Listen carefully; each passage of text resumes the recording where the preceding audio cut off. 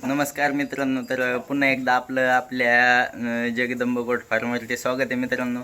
तर आज आपण बघणार आहोत की मित्रांनो, आपण आता सध्या शेळ्याला मित्रांनो सुका चारा दिलेला आहे मित्रांनो. तर आपण शेळ्यांना मित्रांनो ज्वारीचे भोंडे दिलेले आहेत.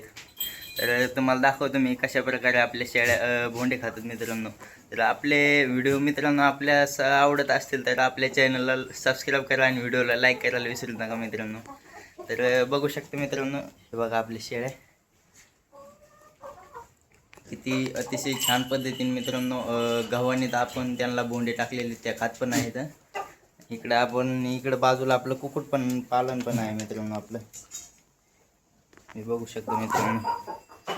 तर मित्रांनो, तर उन्हाळ्यात आता सध्या आपल्याकडं खायला नसल्यामुळं आपण त्यांना ज्वारीची भुंडे किंवा तूर भुस्सा किंवा ज्वारीची बाण पण खायला देऊ शकतो मित्रांनो.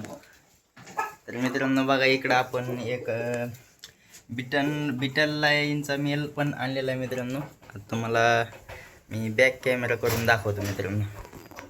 मित्रांनो बघू शकता, हा आपण बिटल लाईनचा मेल आणलेला आहे मित्रांनो.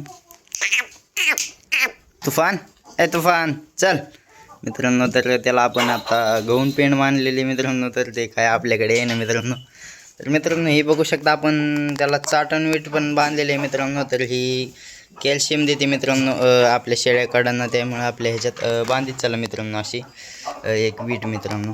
हे बघू शकता मित्रांनो बॅक कॅमेऱ्याने किती आपल्या शेळ्या किती आवडीने खात आहेत मित्रांनो. आणि इकडं पण एक आपला बोकडा आहे, शिरोळी जातीचा बोकडा आहे हा, बंटे. ह्याचं नाव आपण बंट्या ठेवलेलं आहे मित्रांनो.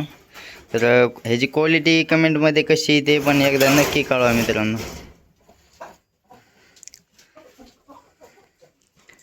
आणि इकडं आपण बिटल लाईनचा एक मेल खरेदी केला आहे मित्रांनो. तर ह्या मेलची पण काय प्राईस असेल ते कमेंटमध्ये नक्की कळवा मित्रांनो. हा आपण कितीला आणलेला मित्रांनो, तो बघा खाण्यासाठी खाली बसलेला आहे. तर मित्रांनो, आजची माहिती कशी वाटली कमेंटमध्ये नक्की कळवा. हे बघू शकता आपलं भोंड मित्रांनो, भोंडे पाखरू.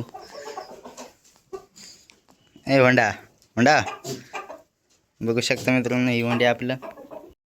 तर आपल्याला असेच गोट फार्मचे व्हिडिओ बघायचे असतील तर आपल्या चॅनलला सबस्क्राईब करा आणि व्हिडिओला लाईक करायला विसरू नका.